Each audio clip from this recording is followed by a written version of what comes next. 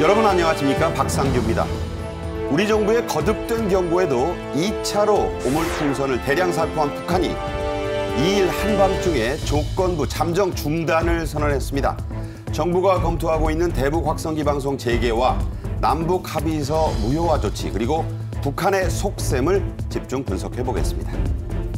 윤석열 대통령이 우주항공청 개청 기념행사에 참석해 2045년까지 우주항공산업에 예산 100조를 단계적으로 투입해서 화성에 태극기를 꽂겠다고 밝혔습니다. 6월을 여행 가는 달로 지정한 문화체육관광부가 디지털 관광 주민증을 발급해서 파격적인 할인 혜택을 주고 있습니다. 자세한 내용과 이용 방법을 짚어보겠습니다. 이진곤 전 국민일보 주필, 최진영 변호사와 함께 말씀 나누겠습니다. 어서 오십시오. 네, 안녕하십니까? 네. 윤 대통령이 오늘 취임 후 첫 국정브리핑에서 깜짝 놀랄 만한 소식을 발표했습니다.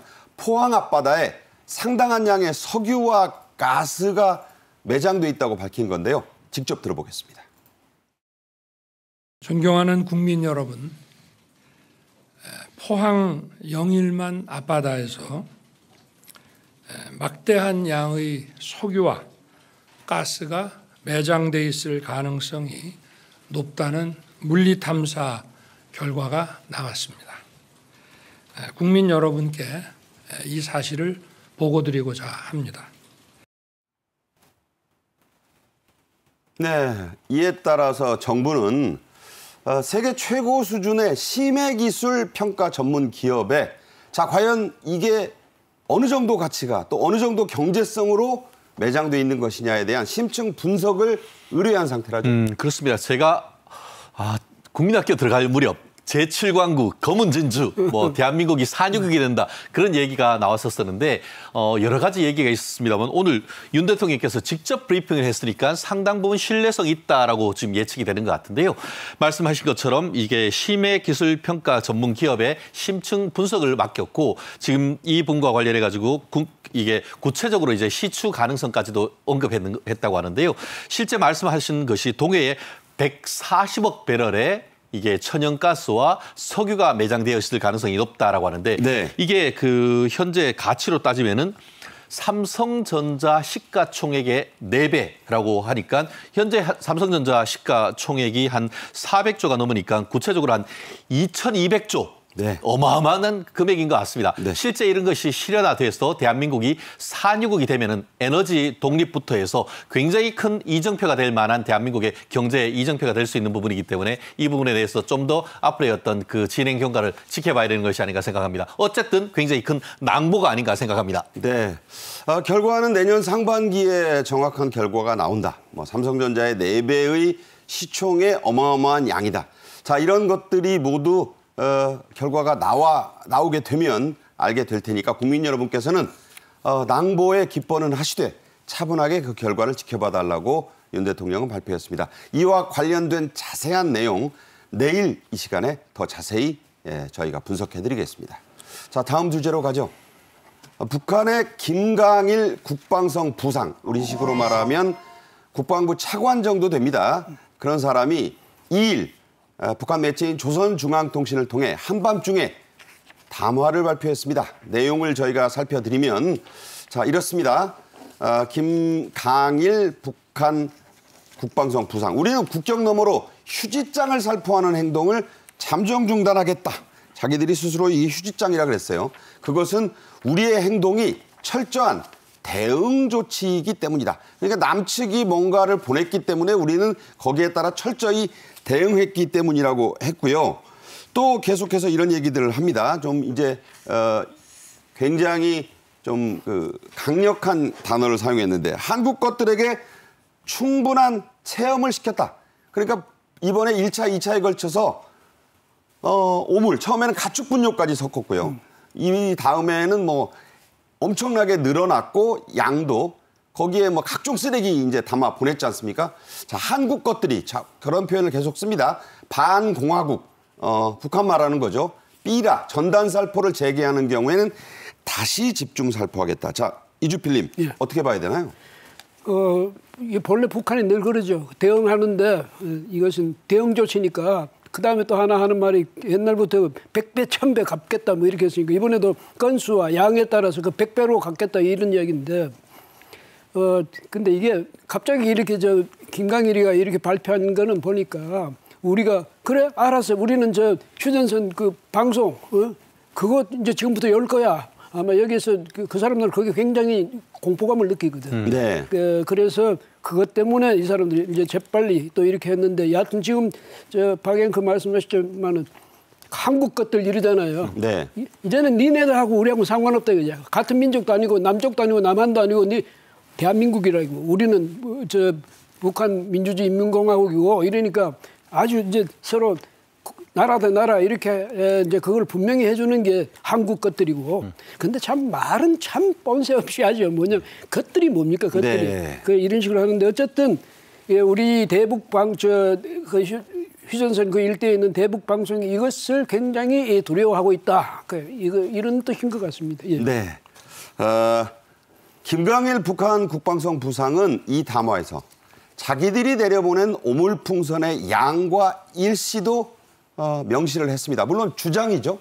그렇습니다. 지금 주장입니다만 실제로 지난 그 5월 말부터 6월 초까지의 15톤. 쓰레기로 15톤이면 1톤 봉고 트럭으로 15트럭이니까 양이 어마어마합니다. 그들의 주장이 그랬어요. 그렇습니다. 그리고 실제로 보낸 개수는 3,500개 정도 된다라고 합니다. 그런데 대한민국에서 지금 우리 군과 경찰에서 확인한 것이 약 1,000개 정도 되지 않습니까? 그렇죠. 그렇다고 하면은 본인들의 주장에 따를 경우에는 3개 중에 1개 정도는 대한민국 영토 내에 떨어졌다는 것이 지금 입증되는 것이니까 결국 이런 부분이 안에 쓰레기가 들었으니 망정이지 거기가 어떤 뭐 탄저균을 비롯해서 화생방 이런 부분이 들었다라고 한다고 하면은 대한민국 전역이 어떻게 보면은 북한의 타겟이 됐다는 점에서 사실 섬뜩하지 않을 수가 없는데 이 부분에 대한 대책, 재발 방지하기 위한 정부의 노력 좀 필요한 것이 아닌가 생각합니다. 네. 말씀하신 대로 이런 주장이 사실인지는 좀 더 두고 봐야 할 것 같습니다. 현재까지 발견된 북한의 2차 오물풍선들은 일단 3,500개에 비해서는 훨씬 적어요. 그러나 그 적다고 이게 문제가 아닌 것은 아니지 않습니까? 그렇죠. 왜냐하면 가장 이제 우리가 두려워하는 그 안에 뭐가 들었는지 모르잖아요.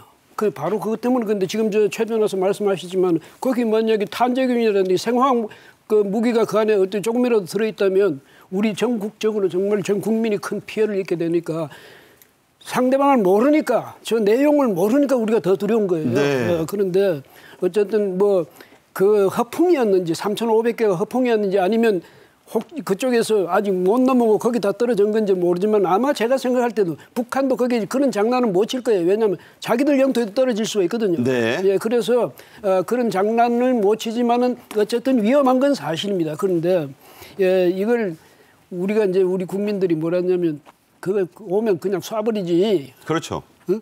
왜 그걸 그냥 놔두냐는데 쏴버리면 안 됩니다. 왜냐하면 이 총탄이 북한으로 날아갈 수도 있고 또 쏘면 또 우리 쪽에 그냥 떨어질 수도 있는데 그 속에 뭐가 있는지 모르고 다 터져버리면 그때 또 뭐 이제 어떻게 그게 만약에 북으로 가면 빌미를 주게 되죠.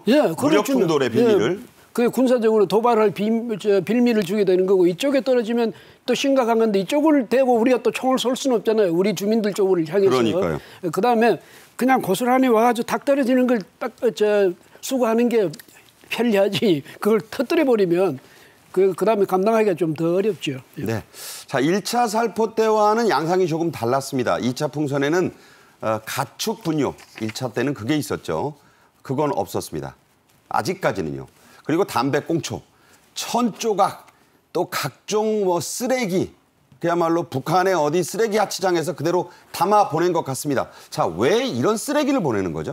그렇습니다. 결국은 대남 심리전 아니겠습니까? 현실적으로 저는 대남 심리전 역할 그리고 또 하나는 어떻게 보면 화생방과 관련되는 실전 모의 훈련적 성격도 상당히 강하다라고 하는데 그 내용을 보면은 뭐 예전 같은 경우에는 가축 분뇨까지 들었다가 이제는 뭐 담배 꽁초를 비롯한 각종 두엄 퇴비, 쓰레기들이 이렇게 들었는 것인데 그 대한민국 국민에 대한 어떤 모욕 같은 것들을 담은 것 아니겠습니까? 아시다시피 옛날에 멜 깁슨 주연의 브레이브하트 같은 것이나 네. 아니면은 대한민국 삼국시대의 어떤 영화를 닮은 어떤 황산벌 전투 이런 걸 보면은 상대방한테 엉덩이를 까가지고 보이는 이런 부분은 상대방을 모욕하기 위한 그런 느낌이 굉장히 간 것 아니겠습니까? 그렇죠. 예. 더불어서 어떤 그 국가 간에 있어서의 어떤 그 도발 이런 부분은 비례성 원칙이란 것을 하는데 결국 대한민국에서의 어떤 탈북민 단체가 북한으로 어떤 그 생필품이나 아니면 $1, USB 메모리 이런 것들을 보내니까 자기들은 그것이 결국 우리한테 봤을 땐 이것이 그런 쓰레기로밖에 느껴지지 않는다라는 그런 느낌을 강조하기 위해서 보낸 것 같은데 아무리 그렇다 하더라도 지금 국가에서 지금 밝힌 것처럼 저열하게 어떻게 남한으로 쓰레기를 보낼 수가 있겠습니까? 그렇다는 점에서 대한민국 국민에 대한 굉장히 모욕적인 언사 나아가 그것을 통해 가지고 대북 억제력을 약화시키려고 하는 그런 의도 더불어서 남남 갈등을 어떻게 보면 유발하려고 하는 그런 여러 가지 저비용 고효율 전략이다. 이렇게 평가하는 것이 저는 맞다고 생각합니다. 네. 앞서 이진곤 주필도 말씀하셨지만 쏴버리면 되지 않느냐라는 것은 그렇지가 않습니다. 이게 쏘는 게 속은 좀 시원할지 몰라도 문제가 많이 있기 때문에 우리 당국은 아주 신중하게 쏠 능력이 없어서가 아니라 그 격추에는 신중했다는 말씀을 드리고요. 주말과 휴일 이때 이게 집중적으로 2차 오물이 내려오지 않았습니까? 그래서 6월 초에 실록을 즐기려던 시민들 불안과 우려를 많이 나타냈습니다. 그 목소리 직접 들어보겠습니다. 큰 뭐가 떨어지는 소리가 굉장히 크게 들렸고요. 그리고 나서 뭐가 이제 팔락팔락거리 막 이렇게 날아다니기 시작했고 그게 만약에 진짜 오물이 아닌 무슨 바이러스라든지 어떤 화학물이라든지 그런 게 떨어졌으면 저희는 어떻게 됐을까 하는 순간 너무 소름이 끼쳐서 다들 굉장히 공포에 떨었던 것 같아요. 바로 전쟁이 일어날 수도 있겠다, 좀 과하게 말하면 그런 걸 느꼈어요. 이런 게 커지면 전쟁이 되지 않는가. 자, 이번 2차 오물풍선은 냄새나 감염 우려보다 그 무게로 인해서 이게 이제 쿵쿵 떨어지니까요. 곳곳에서 실제 피해를 냈습니다. 터지면서 그을은 차도 있고요. 실제로 유리창이 완전히 깨진 그런 차도 있었죠? 이제 차에 떨어져 유리창도 깨지고 이랬는데 이제 무게가 나가니까 그게 뭐 5kg입니까 하나 그런 식으로 달고 내려오니까 거기다가 여러 가지 또 뭐냐면 저 폐품 같은 걸 넣었잖아요. 저게 지금 안산 단원에 있는 그 어떤 주차장의 차가 완전히 그 앞에 유리창이 박살난 걸 지금 보여드리고 있어요. 네. 저런 식이 되면 저분이 그야말로 지금 뭐냐면 날벼락 맞은 거예요. 왜냐면 저렇게 돼가지고 저걸 뭐 손해배상 누구한테 받아낼 수 있는 것도 아니고 김정은한테 가서 받아야 되겠는데 그것도 아니고 하니까 아주 이런 것도 우리 사회적으로 굉장히 또 뭐냐면 갈등의 요인이 되지 않습니까? 정부는 근거가 없으니까 보상이나 배상을 못 해주는 거고 저 사람 개인적으로는 이게 정부가 어떻게 대응했기 때문에 이 모양이냐 해서 또 우리나라에서는 또 이 정부가 항상 보면 그런 면에서 좀 공격당하는 편입니다. 그래서 이런 점에서 볼 때도 정부가 이제 근본적으로 저 사람도 저걸 내려보내지 못하도록 해야죠. 못하도록 하는 방법이 김강일이가 갑자기 밤에 전화해가지고 밤에 발표해가지고 우리가 이제 안 하겠다, 중단하겠다 하는 식의 대응을 할 수 있도록 우리가 특별한 대응 조치를 마련해야 되겠습니다. 네, 단원에 있는 빌라에 주차된 승용차 앞유리 파손된 거 보셨고요. 부천시 대장동에서는 주차된 1톤 화물차에 뭔가가 터지면서 또 불이 나가지고 또 차가 탔어요. 그래서 소화기로 급히 껐다고 하는 얘기가 있습니다. 자, 외대의 교수연구동, 골프장, 해수욕장, 시장통 안 떨어진 곳이 없네요. 그렇습니다. 실제로 지금 말씀하신 것처럼 아무래도 이제 그 북한과 가까운 접경지대라고 할 수 있는 경기도 쪽에 그 피해가 많은 것 같은데 실제 지금 말씀하신 것처럼 안산 단원구의 한 빌라에 주차된 승용차 같은 경우에는 아까 보신 것처럼 앞무리가 박살났던 그런 피해를 입었고 부천시 대장동 같은 경우에는 1톤 화물 트럭에 불이 났다는 것 아닙니까? 그렇죠. 그래도 다행히 빨리 대응을 해서 화재가 진압됐다는 것이고 더불어서 서울에 있는 외국어 대학교 캠퍼스 중에 교수 연구동에 이 근처에 이런 부분도 떨어졌다는 건데요. 단순히 서울뿐만 아니고 그 경상북도 포항 근처에 있는 화진 해수욕장에까지 이게 떨어졌다는 건 아니겠습니까? 그러니까요. 그리고 또 뭐 며칠 전 같은 경우에는 경남까지 했다고 하는데 결국 북한 대부분 보면은 황해도 그러니까 서해 쪽에서 보내면은 이게 바람이 북서풍을 타고 쭉 내려오다 보니까 그 경기도, 서울, 충청도, 경북까지 이렇게 하는데 이게 바람이 이렇게 그 동해안 쪽으로 나가다 보니까 호남 지역에는 아직까지 피해 본 케이스가 오히려 적은 반면에 네네. 오히려 멀리 가는 케이스 같은 경우에는 경남까지도 떨어져 가지고 큰 피해가 지금 속속들이 벌어지고 있는 그런 상황인 것 같습니다. 상당히 좀 우려스러운 것 중에 하나가 이 정도 했는데 인천공항 활주로 두 곳에 이게 떨어져 가지고 이게 이제 뭐가 떨어지면 바로 치울 수가 없고 비행기 이착륙에 차질이 오잖아요. 실질적으로 한 그 서너 편 이상의 어떤 그 비행기의 어떤 이착륙에 문제가 생겼다고 하는데 이 부분을 알다시피 이건 단순한 대한민국의 어떤 그 국가적인 문제를 넘어서 국제적인 이슈까지 문제가 될 수 있는 것 아니겠습니까? 그렇기 때문에 이제 보면은 남북 간의 정전 협정 같은 것을 넘어서 이게 유엔 관련된 규정도 위반됐다는 부분인데 만약에 이 부분이 미국 어떤 비행기가 내리는 과정에서 북한의 이런 풍선과 충돌이 돼 가지고 문제가 생기면 미국 비행기는 설령 한국 영공을 있다 하더라도 미국의 어떻게 보면 기국법에 따라서 미국에 대한 공격으로 간주될 수가 있는 겁니다. 그렇네요. 그렇기 때문에 이런 부분에 있어서는 재발 방지를 위한 것이 단순히 대한민국을 넘어서 국제적인 공조도 해야 되는 부분이라는 것을 알 수 있는 부분이 아닌가 생각합니다. 네. 자, 그런데 앞서 보신 이 단원시의 사례처럼 차 유리창이 완전히 박살이 났다면 차주 입장에서는 얼마나 황당하시겠어요. 그런데 현행 법규 또 보험 규정상 이 피해 보상 길이 없다네요. 현실적으로 참 쉽지가 않은 것 같습니다. 어떻게 보면 이게 보험에 가입돼 있다 한다 하더라도 과연 이것이 대한민국이 아닌 북한에서 보내는 것이 과연 이것이 천재지변이냐 보험의 대상이 되느냐 이 문제가 있고 지난 정부 지난 과정에서 이른바 민방위 기본법에 의해서 이와 같은 부분에 있어서 국민의 피해를 보상해 주는 그런 규정을 만들기 위한 입법적 개선을 하려고 하다가도 결국 21대 국회가 끝나면서 사실상 법이 시행이 되지 않았는데요. 다만 하나의 방법이 없지는 않습니다. 실제 2년 전입니까? 북한에 이제 포로로 돼 있다가 대한민국으로 탈출했던 분들이 북한 정부와 김정은을 상대로 해서 서울중앙지방법원에 소송을 제기를 했습니다. 네. 그런데 그 사건에서 이 법인격 없는 단체로서의 어떤 실체를 인정해서 2,200만 원의 손해배상을 판결을 받았고 그 판결문을 이 북한 어떤 저작권 컨텐츠를 이용을 해서 어떻게 보면 남북 경제 문화 교류 협력 회의라고 어떻게 보면 남북 경문협에 공탁을 해놓은 금액이 있었는데 거기에 어떻게 보면 집행을 해서 돈을 받아가는 그런 케이스가 있습니다. 그렇기 때문에 이런 부분에 있어서 좀 더 국민들을 보호하기 위한 적극적인 어떤 행정, 나아가 어떤 사법적 조치도 필요한 것이 아닌가 생각합니다. 네, 2016년에 2월이었어요. 수원시 연립주택 옥상에 북전담 뭉치가 떨어졌을 때 민방위법을 개정해서라도 뭔가 피해보상 길을 열어야 되지 않느냐 했는데 이게 당시 국회에서 논의되다 우물쭈물하다가 불발이 됐습니다. 정치권이 그때 좀 마련했더라면 길이 열렸을 텐데 이번에는 좀 국회가 이런 걸 좀 해야 되지 않을까 하는 생각을 개인적으로 해보고요. 어쩔 수 없이 개인이 가입한 보험으로 처리해야 한다고 하는데 이것도 선례가 없어서 가능성은 낮다고 합니다.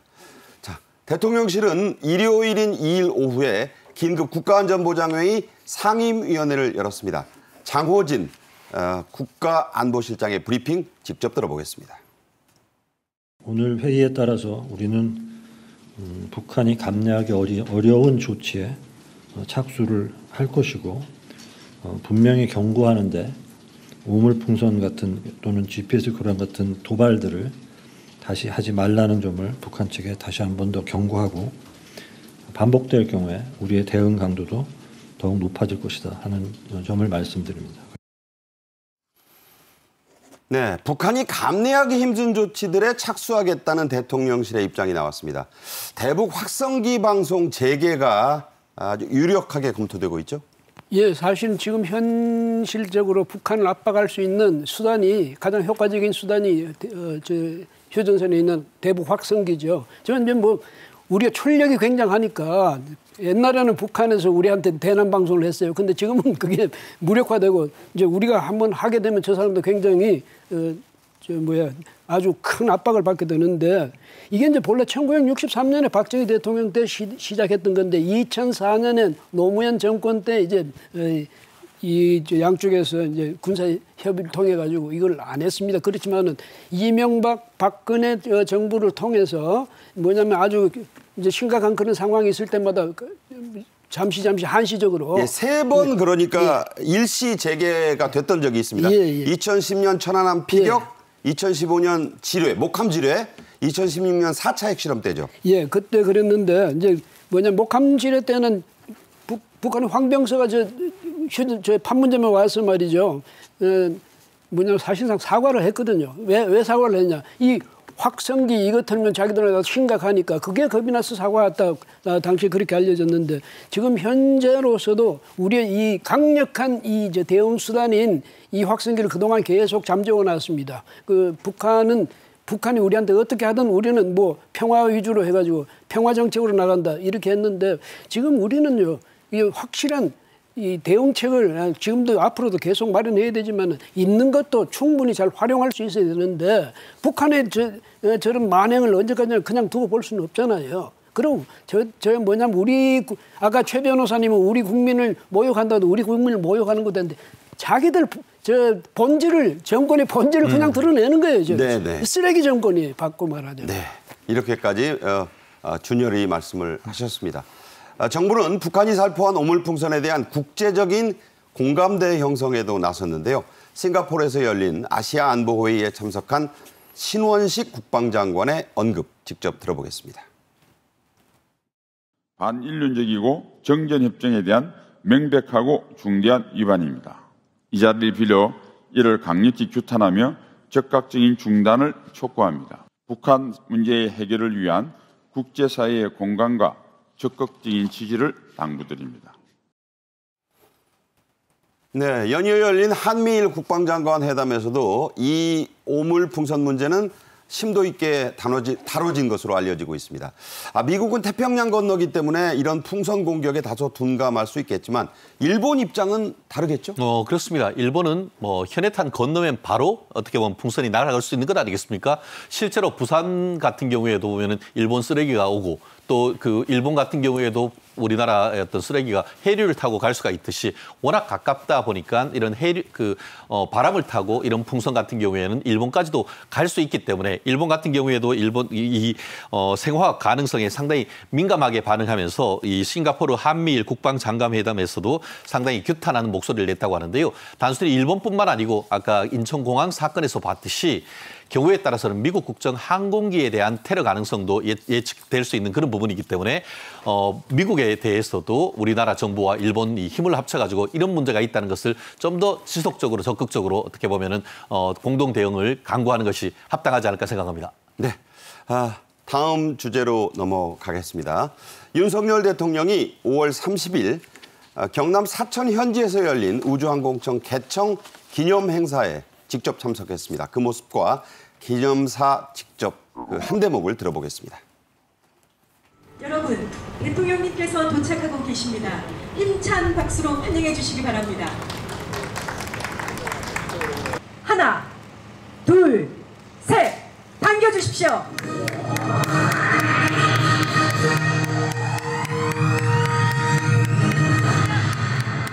2032년에 달에 우리 탐사선을 착륙시키고 2045년 화성에 태극기를 꽂기 위한 스페이스 광개토 프로젝트를 추진할 것입니다.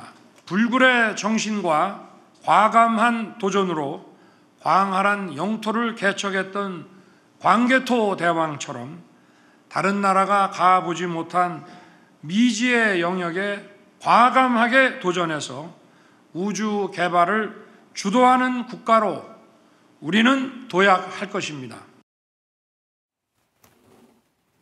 네, 고구려의 광개토 대왕은 아시는 대로 우리 역사에서 가장 위대한 정복군주, 사실상 유일무이한 정복군주로 평가가 됩니다. 정부가 우주 프로젝트의 이름을 바로 스페이스 광개토 프로젝트로 명명한 그런 이유겠죠? 그렇습니다. 대한민국의 영토를 우주, 나아가 화성까지 확장하겠다 이런 의지인 것 같은데요. 실질적으로 좀 현실적으로 뭐 이제 10년도 안 남았습니다. 2032년까지는 달에 착륙을 하고 2045년까지는 화성에 착륙하겠다라는 비전을 밝혔고 이를 위해 가지고 2027년까지 1조 5천억 원이라는 어마어마한 예산을 편성해서 투입하겠다고 했는데요. 이것이 그냥 그 국가적 영역에서 끝나는 것이 아니고 민간 영역으로 해서 이게 그 100조 투자, 그러니까 2045년까지는 100조 원의 투자를 이끌어내서 대한민국에 1000개의 우주 기업을 만들겠다라고 하는데요. 그중에서 10개 이상은 월드 클래스의 우주 기업으로 만들겠다고 하는 비전인데요. 결국 이것을 통해서 세계 5대 우주 강국으로 가겠다라고 하는 비전을 발표했다라고 하면은 좀 쉽게 설명이 될 것 같습니다. 네. 자, 우주 관련 별도의 부처 신설은 우리가 결코 빠른 게 아닙니다. 오히려 좀 늦은 감이 있어요. 아프리카 연합이나 페루가 우리보다 먼저 했습니다. 그 밖에 다른 나라들 사례 어떤가요? 세계 한 80개국쯤에 이미 이런 우주 관련 자기들 그 행정 기구를 갖고 있습니다. 뭐 우리가 잘 아는 우리한테 아주 익숙한 나사, 미국의 나사. 그다음에 유럽에도 보면 또 유럽 거기도 이제 유럽 우주국. 그다음에 일본에도 우주항공연구개발기구가 있고요. 중국에는 국가항천국이 또 있습니다. 이런 나라뿐 아니고 아프리카 20개국이 있는 아프리카 연합 있지 않습니까? 거기서도 지금 20개 연합 해가지고 우주기구를 만들었어요. 그다음에 뭐 페루 이런 데도 만들고 여하튼 80개 국가가 됐으니까 우리가 생각할 때는 우리가 그냥 늦은 게 아니라 아주 많이 늦죠. 그러니까 아랍에미리트는 10년 전에 만들어서 무인 화성 탐사선도 보냈습니다. 예, 그 화성 궤도에 진입하는데 성공을 했거든요. 이렇게 되니까 근데 이제 사실은 이게 우리가 늦었지만 또 하나 좋은 기회가 될 수 있는 것은 말이죠. 아프리카 연합이라는 세계 각국의 80개국에서 우주 기구를 만들면 뭐냐면 수요가 엄청날 겁니다. 네. 예, 그러니까 각국이 자기들 모든 걸 생산해서 모든 걸 자기들 해결할 수 없잖아요. 그건 많은 나라들이 우주 관련해서 그 과학 기술 이것을 서로가 그걸 가지고 교류할 텐데 우리에겐 그만큼 많은 기회가 생기는 거죠.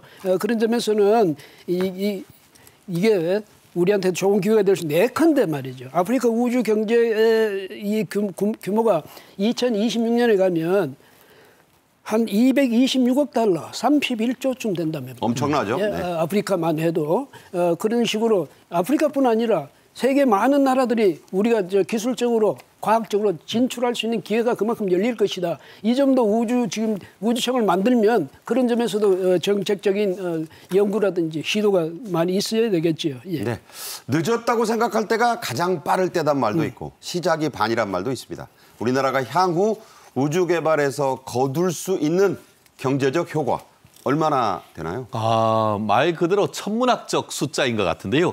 실제 지금 그 과기정통부를 비롯해서는 우주 세계 시장에서 지금 현재 한 1% 정도밖에 어떤 그 마켓 쉐어를 가지고 있지 않은데 이렇게 투자를 해서 전체 우주 산업 중에 10% 가량의 어떤 그 점유율을 보르겠다라고 해서 이렇게 될 경우에는 적어도 100조 내지 200조의 시장을 개척하는 효과가 있다고 합니다. 그렇게 하다 보면은 국내의 어떤 기업들이 많아지는 것인데 지금 현재 같은 경우에는 우주항공청은 대한민국 특히 사철을 비롯한 경남에 우주 기업 2,000개를 육성을 하고 이렇게 될 경우에는 35만 개 내지 50만 개 정도의 어떤 새로운 양질의 일자리가 창출된다라고 하니까 어떻게 보면 차세대 수종 사업으로서의 우주 개발의 미래는 상당히 밝지 않을까 생각을 합니다. 네. 자, 우주, 스페이스 열려 있습니다. 오늘의 마지막 주제로 가겠습니다. 6월은 문화체육관광부가 두 번째로 지정한 여행 가는 달입니다. 12달이 다 여행 가는 달이겠지만 특별히 6월을 또 정했습니다. 플라스틱 주민등록증 대신에 디지털 관광주민증이란 걸 만들어서 원하는 모든 분들에게 발급을 해주는데 파격적 혜택이 주어집니다. 자세한 내용과 이용 방법 알아보겠습니다. 먼저 영상으로 보시죠.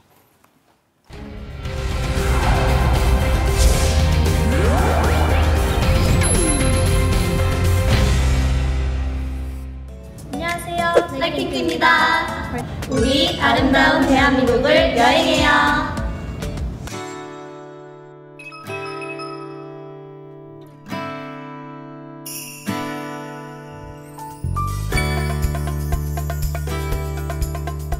지역에 있는 곳곳에 정말 맛있는 음식 또 이렇게 좋은 즐길거리, 볼거리 보시면서 많은 좀 좋은 에너지를 얻으셨으면 좋겠어요. 공원과 얼지는 일단 야경이 이쁘다고 했고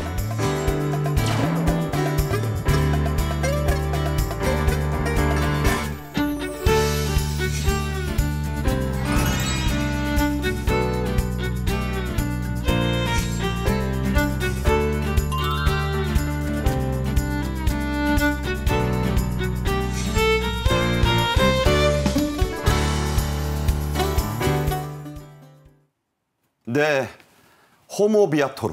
인간은 여행하는 동물이다. 이런 얘기가 있습니다. 문체부의 여행 가는 달은 지난 3월에도 지정이 됐었죠. 그때 효과가 아주 커서 또 지정한 거죠? 그렇습니다. 열심히 일한 당신 떠나라. 네. 뭐 이런 것들이 바로 귀에 쏙 들어오는 것 같은데요.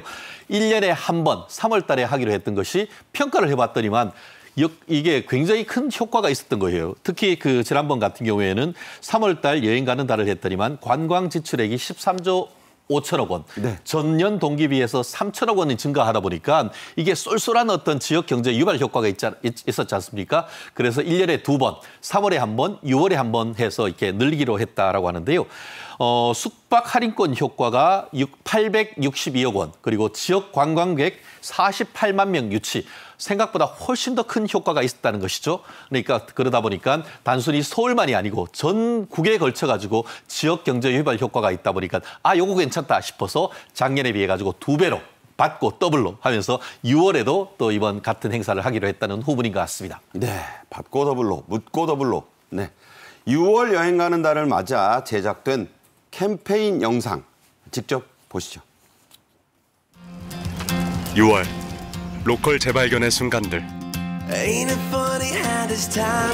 교통 혜택으로 떠난 시간 여행. 에서 발견한 변치 않는 멋. 숙박 혜택으로 머문 낯선 동네. 에서 발견한 신선한 재미. 로컬 혜택으로 만난 멋진 풍경. 에서 발견한 서로의 몰랐던 모습까지. 로컬 여행만이 줄 수 있는 매력을 만나러 떠나세요. 6월은 여행 가는 달.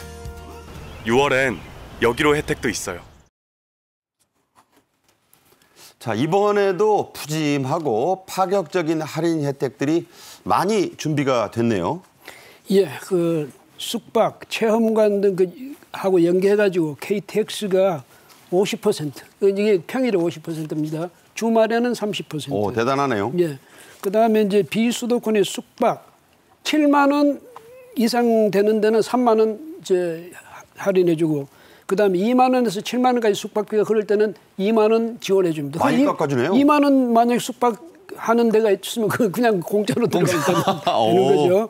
그다음에 숙박 할인권이 말이죠. 이제 20만 5천 장을 발급하는데 이게 6월 3일부터 7월 14일까지 사용할 수 있는 거예요. 이미 발급 중이에요. 네. 그런데 물론 이거는 이제 예산이 소진되면 그날로 끝입니다. 끝인데 선착순이겠네요. 빨리 20만 5천 장이니까 이거 대단하잖아요. 그런데 아마 많은 최소한 20만 5천 명은 지금 혜택을 받는 거예요. 그러니까 이게 굉장한 거고, 그다음에 이 고속철도 요금이 이렇게 할인해 준다. 이거 대단한 거예요. 그다음에 고속철도뿐 아닙니다. 사실은 뭐냐면 이 고속철도가 안 가는 곳도 있을 것 아닙니까? 그렇죠. 예, 그런 곳에서는 이 새마을 무궁화, 온누리호 이런 저 혜택이 주어지고요. 그다음에 이제 우리 뭐 여러 가지 우리 그 이름이 있대요. 서해 금빛 열차, 남도 해양 열차, 동해 산타 열차,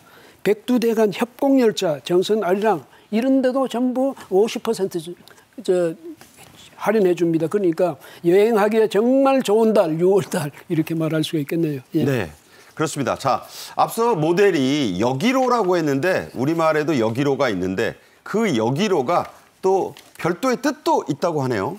아, 예. 여행 가는 달, 6월이잖아요. 여행 가는 달, 기차로 떠나는 로컬 여행. 앞에만 해서 여기로군요. 예, 이렇게 됩니다. 여기서 본인 부담금 4만 9천 원만 내면, 이 교통편, 그다음에 가서 거기서 식사, 또 관광지 입장 이것까지 모두가 포함. 패키지로 네. 해가지고 49,000원에 할 수 있는 그런 여기로 이런 프로그램도 마련되어 있습니다. 지난 3월에 67.1이라는 엄청난 경쟁률을 기록해서 6월에는 이 코스도 12개로 늘렸다고 하니까 이것도 경쟁률이 더 치열해질 것 같습니다. 모든 게 경쟁입니다. 선착순입니다. 자, 정부는 잘 알려지지 않은 지역 관광 상품을 발굴해서 연계 상품으로 준비했다고 합니다. 이색 관광이 많네요.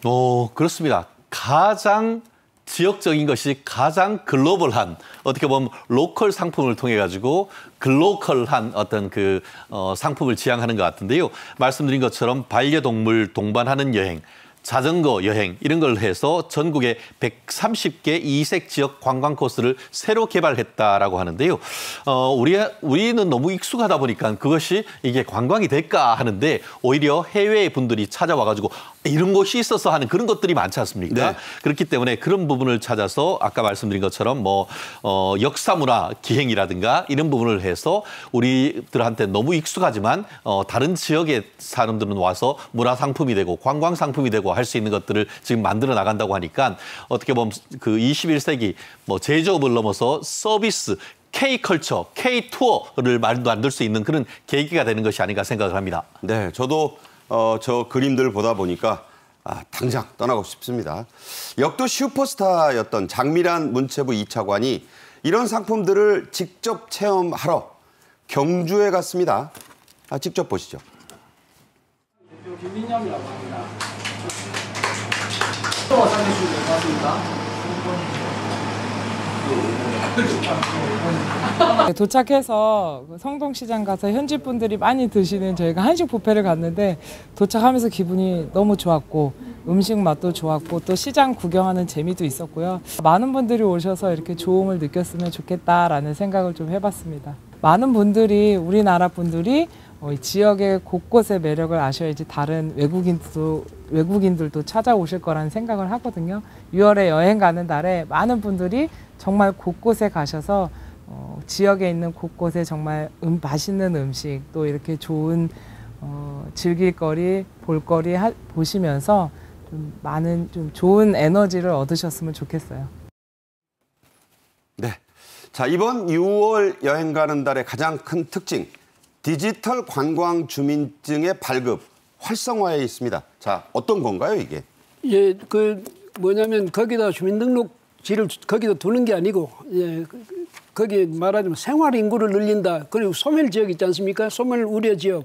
여기에도 실제로 거기서 활동하는 또 생활하는 그런 인구를 늘리면 거기다가 주민등록지를 두지 않더라도 전체가 인구가 늘어나는 효과가 있지 않느냐. 그만큼 경제도 활성화되지 않느냐. 이제 이런 건데 이걸 2022년에 행안부가 이제 지자체 시범 사업으로 운영을 했는데 이게 이제 일종의 명예주민증이나 비슷합니다. 네네. 저 인터넷에 들어가서 그 발급을 받으면 명예되면 이제 거기 가서 현지 주민들이 낼 수 있는 현지 주민들과 같은 대우를 받으니까 관광객이라고 해서 더 돈을 많이 내야 되는 게 아니죠. 그러니까 현지 주민과 같은 대우를 받는다 이런 건데 이게 예산이 지금 30억 원이 편성되어 있는데 발급자 수가 70만 명을 돌파했답니다. 많이 했네요. 이게 이제 그 대한민국 구석구석 또 혹은 누리집, 모바일 앱 이런 데 통해서 간단하게 발급을 받을 수 있는 건데 어렵지 않고 그런 누리집 그러니까 인터넷 사이트에 간다는 말씀이에요. 예, 그래서 발급 받으면 인구가 소멸될 우려가 있는 지역을 우리가 경제적으로 활성화시키고 또 환경 분위기도 또 활성화시키고 하는 그런 효과도 있으니까 이런 점에 있어서는 운영을 잘하면 낙후된 지역, 소외된 지역, 소멸 위험이 있는 지역 이런 데는 큰 도움이 되지 않을까 이런 생각이 듭니다. 예. 네. 대한민국 구석구석이라고 치시면 뜹니다. 그렇게 하면 금방 1분, 2, 3분 안에 내려받을 수 있습니다. 6월 여행 가는 달을 맞아 대상 지역은 더 늘었죠? 거의 2배 이상 늘었는데요. 말씀하신 것처럼 지난 종전까지는 15개 곳 어떤 300곳의 정도의 관광시설이었는데 지역적으로는 15곳에서 34곳이니까 거의 2배 이상 올랐고 해당하는 대상 여행지 같은 경우에는 어떻게 보면 300곳에서 800곳으로 했으니까 거의 3배 가까이 늘었지 않습니까? 아마 지방자치단체 입장에서도 시범적으로 지난 3월 달에 해보니까 상당 부분 효과가 있어서 그런지 지역의 참여가 굉장히 넓은 것 같습니다. 단순히 뭐 한 지역이 아니고 강원도, 충청도, 경기도, 전북, 경남, 부산, 강원, 충북, 전북, 경북, 부산 거의 전국에 걸쳐서 지방자치단체가 적극적으로 이렇게 지금 참여를 하고 있으니까 아마 향후에도 이 예산을 늘리고 또 지역에서 참여가 있다고 하면은 이와 같은 어떤 디지털 주민 관광증이라든가 이런 혜택이 전국으로 늘어날 가능성 지금으로 봤을 때는 확대 가능성이 높은 것이 아닌가 봅니다. 네, 자, 이 혜택은 여러분이 인터넷을 통해서 또 휴대폰을 통해서 보시면 자세히 나와 있습니다. 자, 이른바 로컬 백도 화제인데요. 명인 맛집 뭐 이런 것들이 위주로 돼가지고 상당히 큰 인기를 끌고 있다고 하는데, 자, 이건 어떤 건가요? 네, 말 그대로 로컬 100. 여기 딱 보면은 이제 뭔가 우리 딱 엄선했다는 그런 느낌이 있지 않습니까? 어떻게 보면 지역 문화 명소 그리고 지역 문화 콘텐츠, 지역 문화 명인을 각각 합해가지고 한 100명 내지 100군데로 정했다라고 얘기를 하는데요. 이거 같은 경우에는 지금 지역 문화 명소가 58곳, 지역 문화 콘텐츠가 40곳, 그리고 지역 문화 명인이 2명으로 선정됐다라고 하는데요. 문화체육부 관광부의 공식 인스타그램에 가서 순차적으로 하나씩 이제 공개를 하고 있는데 우리가 이렇게 하나씩 확인하는 맛 그런 부분도 있을 것 같습니다. 네, 유인천 문체부 장관이 로컬 100의 5번째 지역으로 선정된 강원도 춘천시를 직접 방문했습니다. 그 모습 직접 보겠습니다. 네, 로컬 100 보러 로컬로 간 장관입니다. 강원특별자치도의 춘천시에 갔어요. 뭐 닭갈비 타운이 있고 곳곳에 숨은 맛집들이 많이 있는 곳입니다. 유 장관이 그곳에 직접 방문을 했습니다. 대전 성심당에도 한번 갔었죠. 그때도 로컬 100 때문에 유 장관이 현장을 갔습니다. 현지에서 이제 시민들 또 관계자들, 상인들을 직접 만나고 있는 그런 장관의 모습인데요. 아, 이거 어느? 네, 축하드립니다. 고마워. 아, 있어, 안쪽에. 네. 없어도 돼, 없어도 돼. 자, 들어와. 네. 자, 요 안쪽으로 다들 한 번 더 하겠습니다. 네, 청년 대표들과도 저렇게 기념 촬영을 하고 직접 물건도 샀습니다. 자, 그래서 세계 경제 포럼이 산정한 지난해 우리나라의 관광 발전 지수가 공개가 됐습니다. 많이 떨어졌었는데 우리나라가 코로나 이전 수준을 회복했다죠? 예, 2023년 작년에 관광 발전 지수가 14위인데요. 이것이 코로나 이전 수준입니다. 그 수준으로 지금 회복이 된 거죠. 예, 그다음에 지난해 관광 발전 지수가 세계 119개 중에 14위입니다. 오, 많이 올라갔어요. 예, 그러니까 이제는 코로나 그 충격에서는 이제 벗어났다 이렇게 말할 수가 있고요. 이게 이제 세계 경제 포럼이 2007년부터 경년으로 이 관광 경쟁력 지수를 발표하고 있는데, 예, 이게 이제 관광의 지속 가능성 분야 평가 등을 확대해가지고 관광 발전 지수를 지금 내고 있습니다. 그런데 우리가 14위가 되었으니 이게 상당하고요.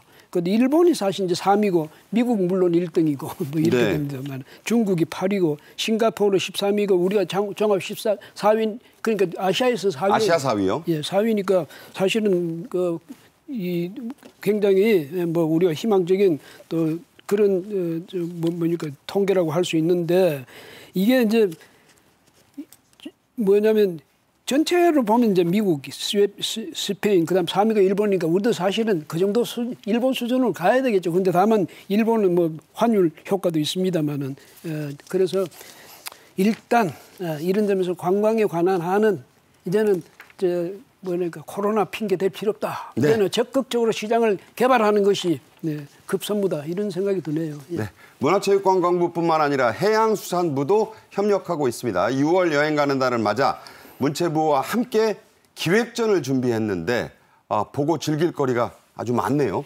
그렇습니다. 6월 여행 가는 달에 해수부가 이게 했는 것이 참 흥미로운데요. 한 곳은 전라도 신안, 한 곳은 경남 이게 그 전라도와 경상도를 화개장터 근처에 있는 곳 그 섬진강인 것 같은데요.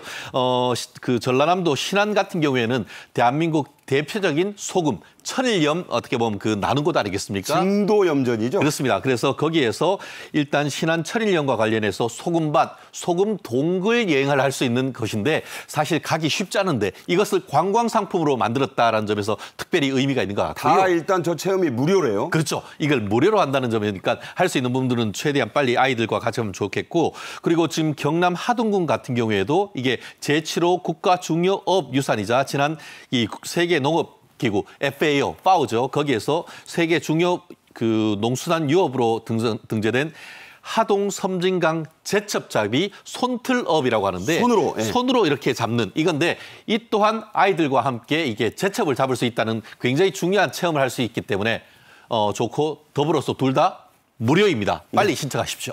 네. 이 모든 것은 정보는 아는 게 힘입니다. 이 방송 보시고 또 본인들이 찾아보시고 계획을 짜셔야 될 것 같습니다. 이진곤 전 국민일보 주필 최진영 변호사와 함께 말씀 나눴습니다. 잘 들었습니다. 고맙습니다. 네.